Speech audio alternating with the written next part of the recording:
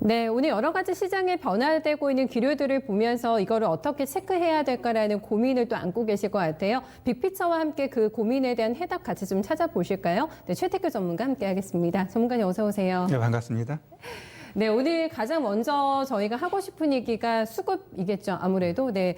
제가 앞에서 진행을 하면서 여러 가지 의견을 받아봤는데 1대1이거든요. 네, 수급 변화됐다. 아니면 잠깐의 어떤 이동 현상이다. 이렇게 1대1의 의견을 주셨는데 이제 전문가님께 의견을 제가 최종적으로 들어보고 네, 판정승을 조금 내려볼까요? 네, 이거는 뭐 일시적인 현상이라고 보고 있습니다. 네. 자, 왜 그런지 한번 그 부분을 이제 말씀드려 보겠습니다.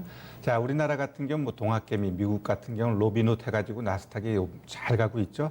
자, 우리 시장, 왜 기관들이 시장에서 자금이 그렇게 없고 또 개인들이 외면하다 보니까 결국 기관들이 시장에서 쓸 수 있는 자금이 없다 보니까 결국 소외되는 거거든요. 자, 그 부분은 왜 그런가를 우리가 생각해 보면 결국 시장에서 지금 가장 문제되는 게 뭔가요?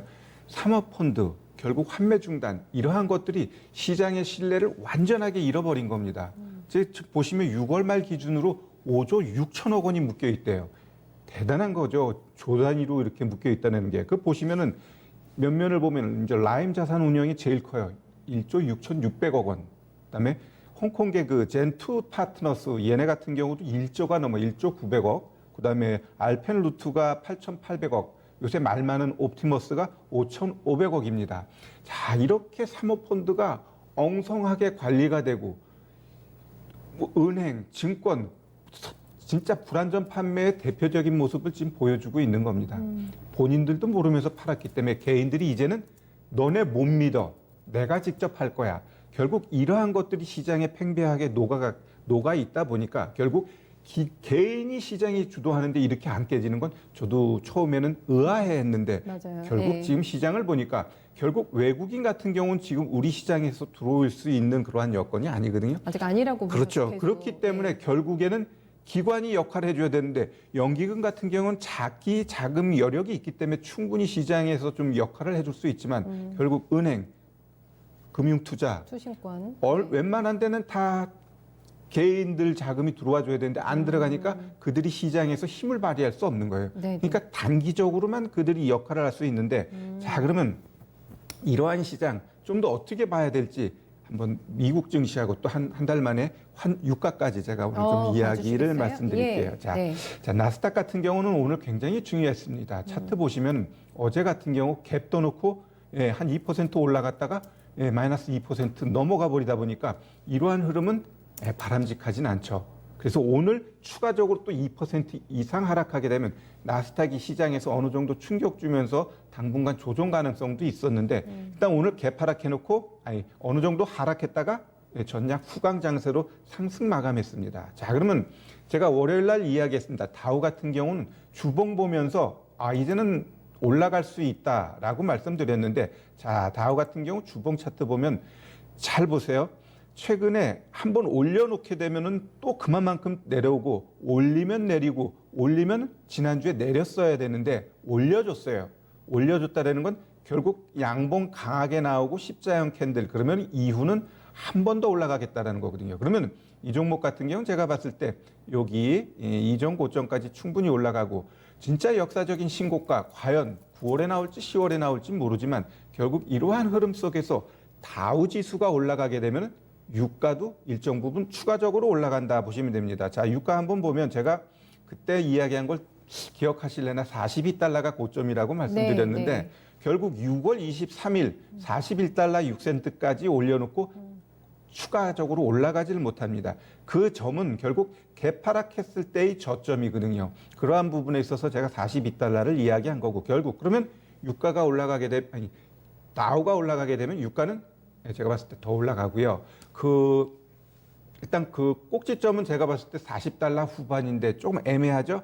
제가 보는 거는 한 46달러까지는 충분히 올라갈 수 있다라고 보여집니다. 네. 그러면 하나의 전략을 더 풀이해 주시면은 그래 수급의 어떤 키맨이 바뀐 거는 아닌데 외국인과 기관이 왜 동시에 삼성전자와 현대차를 같이 사지? 그럼 나는 어떤 대응이 필요할까? 요 고민까지 함께 조금 풀어 주시면 어떨까요? 네네.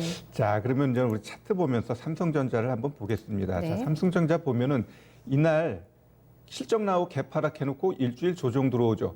우리 거래소 같은 경우도 일주일 상승하고 일주일 정도 조정 준다 그랬어요. 그게 같이 맞춰서 삼성전자가 이제 하락한다고 말씀드렸는데 결국 정확하게 52,300원 저점 찍고 지금 3거래일째 양봉 나오고 있죠. 제가 봤을 때는 이러한 부분이 이번 주까지 이어질 수 있다라고 보고 있고요. 포스코 같은 경우도 잘 보시면은 외국인이 수급에 조금 중심은 있었어요. 그러다 보니까 일정 부분 반등이 나왔는데 수급 보시면은 자, 외국인이 쭉쭉쭉쭉 샀어요. 특히 요때 수급 보고서 이때 하고 이제 차트를 볼게요. 차트를 보면은 포스코 차트 보면은 자, 어때요? 60일 이평선에서 크게 훼손되지가 않아요. 예. 그리고 60일 이평선을 훼손했을 때 2, 3거래일 안에 60일 이평선을 올라가게 되면 이 훼손된 거는 크게 의미를 두지 마세요. 결국 60일 이평선에 있다라고 보시면 돼. 그러다 보니까 결국은 일정 부분 올려주고 다시 조정 두는데 여기서 외국인이 매수를 했어. 그럼 얘는 저는 간다라고 본 거죠. 그럼 가는데 얘가 계속적으로 가느냐? 그건 아니에요. 시장의 중심이 뭐 이전처럼 막 굴뚝주 이런 것들이 가는 게 아니라 얘네들은 일단 차트 만들고 스팟으로 한번 쫙 올려주고 또 조정 주고 이런 식으로 시장의 중심은 아니지만 네. 일정 부분 간다라고 보시면 됩니다. 네, 충분히 네 전문가님의 말씀을 저희가 해석을 잘 해봤습니다. 추세 다 아니네요. 수급도 그렇고 오늘 움직이는 경기 민감주 마찬가지입니다. 두 번째는 한국판 뉴딜 어제 10대 사업의 발표가 장 전에 됐잖아요. 그리고 들고 계셨던 분들 얼마나 속이 상하셨을까. 인제 이거 재료 소멸이구나 이랬는데 오늘 또 보니까 반응이 그게 아닌 것 그렇죠. 같은데요. 네. 우리가 이제 가장 많이 이제 접하는 증시 격언이 소문에 사서 뉴스에 팔라 이러한 얘기가 많은데 물론 그렇게 딱 떨어지지는 않는데 확률적으로 그런 경우가 더 많아요. 그렇다고 하면 오히려 조심할 필요는 있고 자 우리가 잘 생각해 보면 2025년까지 160조를 투자합니다. 자 투자하는데 그게 투자했을 때 지금 당장 투자하느냐 아니거든요. 결국 정부 입장에서는 큰 그림을 그려야 되고 큰 그림을 그리기 위해서 그냥 좋은 글을 다 갖다 적은 겁니다. 좋은 글을. 그건 내가 위에 있더라도 그럴 수밖에 없는 거예요. 네. 비전을 제시해 줘야 되니까. 그러면 그 하단에 있는 종목들이 움직이기 위해서는 시간이 필요한데 벌써 다 올라와 줬잖아요. 네, 네. 그렇다고 하면 어제부터 종목들이 어때요? 막 원격 진료니 뭐니 다 하락하잖아요. 그거는 시장의 흐름을 우리가 정확하게 읽었다라면 거기서 쫓아가는 게 아니고 거기서 차익하는 거고 제가 항상 이야기하는 게 뭔가 이제는 공매도가 풀릴 시점이 가까울수록 고점에 있는 종목은 우리가 조심하자 이렇게 계속 말씀드렸는데 결국 고점에 있는 종목들이 거의 조정이 들어오고 있습니다. 여기서 한 번에 죽느냐? 그렇지는 않아요. 결국은 좀 한 번은 가겠지만 이제부터는 이전 고점을 뚫고 가는 모양새는 절대 나오지 않는다. 그러면 언택트 컨택트 이야기가 많은데 그 미국 같은 경우도 델타 항공이 분기 최악 실적을 나타냈다고 합니다. 그러면 우리 항공주부터 여행주 이들 실적이 안 좋은 거 다 알아요. 그러나 결국 주식이라는 건 꿈을 먹고 살고 꿈을 먹고 이제 올라가잖아요. 그러면 이러한 종목들도 결국은 일정 부분은 바닥에서 올라가게 돼 있어요. 그러면 이 언택트 관련된 종목은 실적에 좋아요. 그러나 오버했어. 그러면 어떻게 돼요? 되돌림이 나와야 됩니다. 되돌림이. 그래야지 또다시 저점에서 힘을 응축해가지고 올라갈 수 있는 거기 때문에 현 시점에선 제가 봤을 때 고점에 있는 종목은 조심하고 네. 좀 하단에 있는 종목을 우리가 좀 관심 가져야 되는데 그러면 여기서 제가 한번 어제 좀 새롭게 부각된 내용이 로봇 관련된 이야기가 많았어요. 네. 로봇 관련. 그러면은 그 로봇 관련된 종목 중에서도 그 LG전자가 2대 주주인 종목이 있어요. 로보티즈. 네. 로보티즈. 로보티즈. 네. 차트 한번 보시겠습니다. 자, 그러면 제가 가장 좋아하는 거예요. 자, 이렇게 올라갈 때는 우리가 살 수 없어요. 그러면은 올라갔으면 고점 보여줬다면 우리는 이제 조정을 기다려야 돼요. 제가 항상 얘기하는 게 눌림목을 사자 하는데 이 종목은 저는 고점에서 떨어지는데 뭐 20일 이평선이 위에 있어. 그러면 우리는 어떻게 돼? 이제 60일 이평선에서 이제 자리를 잡아야 되는데 자, 여기 한번 잡았다가 겁 한번 줬죠. 자, 이틀 조정 주고 한번 60일을 치고 올라가줬으니까 이 훼손은 60일 훼손이 아니라 그랬어요. 그러면 60일 이평선에 모든 주가가 있다고 보여진다면 결국 오늘 같은 경우는 여기 5일선에서 사든지 아니면 난 조금 더 볼 거야. 그러면 한번 기다려보는 거야. 60일까지. 근데 만약에 기다려서 안 오고 가면은 그냥 잘 가라고 하면 되고요. 그냥 좀 공격적인 분은 지금 사도 되는 겁니다. 그러면 이런 종목이 어디까지 갈 건가? 제가 봤을 땐 요 개파락한 여기까지는 충분히 올라간다고 보여져요. 그러면 여기 1차 목표가 작고요. 그러면 여기서 요 정도 장대 양봉 나오는 거는 이거의 2차적인 거기 때문에 충분히 나와요. 다만 이제 그 다음 이전 고점까지는 조금 더 추세를 봐야 될 것 같아요. 그러면 요 개파락한 요 날 종가를 우리가 단기 목표가 보고 그 뉴딜 발표의 새로운 종목으로 한번 보자 이렇게 말씀드리겠습니다. 그럼 기존의 데이터들이 뭐라고 해야 될까? 핵심적인 파트너로 예상이 됐던 뭐 풍력이라든가 수소 이런 건 일단은 무조건 챙겨야 되는 자리라고 보세요? 당연하죠. 너무 많이 올랐어요. CS 네네. 윈드니 이런 것들은 진짜 6개월 전에는 16,000원짜리가 지금 5만 원 이상 넘어갔기 때문에 네. 굉장히 좋은 기업은 맞아요. 거의 뭐 이틀에 한 번씩 수주가 나오니까.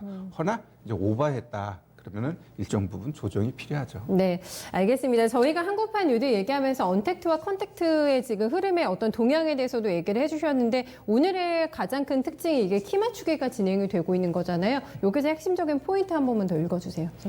네. 네, 일단 지금 시장은 제가 봤을 때 이제는 언택트 쪽은 우리가 조금 조심할 필요 있고요. 자, 그럼 오늘 같은 경우 금융주, 은행증권 보험 또 다시 한번 올라가고 있고요. 뭐 건설, 그다음에 조선, 자동차, 정유화학 사이언스, 다 올라가죠. 그건 왜 그럴까? 결국은 일정 부분 키 맞추기 맞습니다. 형이 가면 아우도 가야지 시장이 코스닥만 가고 거래소가 죽으면 코스닥 절대 못 가거든요. 그러면 일정 부분 맞춰주는 거예요. 동생이 먼저 앞으로 가면 뒤에서 조금 가주고 그게 우리도 나타나고 미국 시장에서도 같이 나타나고 있어요. 그러면 오늘 흐름 다시 한번 제가 이야기할게요. 이제 삼성전자 아까 이야기했듯이 결국 삼성전자가 왜 올라가느냐? 여기 호재성 뉴스가 제가 그랬어요. 살짝 키핑해 놓은 거다. 갖고 있는 거다. 다만 단기적으로 이때 들어왔던 개미들 아니면 그 수급들을 떨궈내고 가겠다라는 거죠. 니네 일주일 기다릴 수 있으면 기다리고 기다리지 못하면 나가. 네. 응? 결국은 그러한 모양새로 이 종목이 가는 거고 그러면 저는 그랬어요. 이 시초가까지는 충분히 올라갈 수 있다. 이게 일주일이 걸리든 2주일이 걸리든 그럼 지금 추세라고 하면 뭐 이번 주 정도면 충분히 이전 고점 나오겠죠. 이전 고점 이러한 추세가 나온다는 건 거래소가 같이 간다는 거예요. 그럼 거래소도 이전 고점 다시 한번 만들게 되면은 조정 나오게 돼 있습니다. 그러면 거기서 삼성전자가 더 가는 게 아니라 또 내려올 수 있으니까 그러면 일정 부분 비중 줄일 필요가 있고요. 자, 그럼 오늘 뭐 자동차도 엄청나게 잘 가죠. 자, 현대차 같은 경우도 보면은 아주 오랜만에 시원한 거래가 터지면서 올라가지고요. 일단은 예. 그 현대차 그 CEO가 또 시장에 비전을 제시했잖아요. 네, 네. 그러한 부분들이 오늘 갭 뜨면서 갔는데 자, 현대차가 가니까 그 하단에 있는 현대위아 뭐 이런 종목은 공업 막 엄청나게 가죠. 예. 자, 결국은 이러한 부분들은 일정 부분 이어지게 돼 있어요. 시장이 일주일 가면 이런 종목도 종목에 따라서 뭐 어떤 거는 5%, 7%, 어떤 건 15%, 20% 가겠지만 결국은 간다. 가는데 옛날처럼 이게 한 달, 두 달 이어지는 게 아니고 결국 올라갔다가 다시 조정 주면서 가기 때문에 제가 봐서는 이번 주까지는 어느 정도 충분히 보면서 대응해도 좋지 않을까 생각되고요. 자, 그러면 또 저도 여기서 지난주에 제가 빅피처에서 뭘 했냐면 반도체를 이제 좀 보자 이렇게 네, 말씀드렸죠. 네, 네. 자, 그럼 오늘은 반도체 중에서도 이제 대덕전자가 있는데 저는 그 지주사인 대덕을 보겠습니다. 자, 그럼 대덕전자가 어제 700억 시설 투자를 한대요. 그럼 우리들은 보통 투자를 할 때 운영자금 투자하면 그 회사는 돈이 없어서 문제가 돼. 그런 투자는 잘못된 거고요. 이렇게 시설 투자를 한다는 건 그만큼 매출을 늘릴 수 있는 부분이야. 그거를 보증하는 게 지주사인 대덕이 1,000억을 보증한대요. 그러면 이러한 보증 자체도 문제가 되는 게 아니거든요. 문제가 되는 게 아니고 그러면 오히려 미래에 대한 비전을 제시한 거기 때문에 그러면 이 대덕 같은 경우도 올라가는데 여기서는 오늘 제가 좀 RSI라는 보조 지표를 여러분들한테 한번 같이 띄워줬는데 잘 보시면 여기서 다이버전스가 나옵니다. 자, 주가가 내려가게 되면 RSI도 어떻게 돼요? 같이 내려가야 되는데 얘는 오히려 어떻게 돼요? 자꾸 올라가요.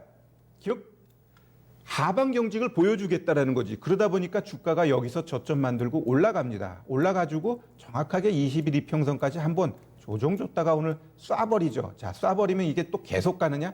또 그거는 아니고 일단 단기적인 목표는 여기까지 보시면 충분히 됩니다. 네. 저희 그러면 마지막으로 큰 그림 좀 그려주세요. 네. 일단 지금은 네. 뭐 종목별로 자꾸 순환하니까 보유 종목에 집중하고요. 보유 종목에 집중하되 윗단에 있는 건 좀 조심하고 우리 하단에 있는 종목에 좀 네. 집중하자 이렇게 말씀드리겠습니다. 팔랑기가 되지 말고 내 거를 소중히 지키자. 네, 그렇죠, 알겠습니다. 네, 정관님 말씀 고맙습니다. 네, 감사합니다.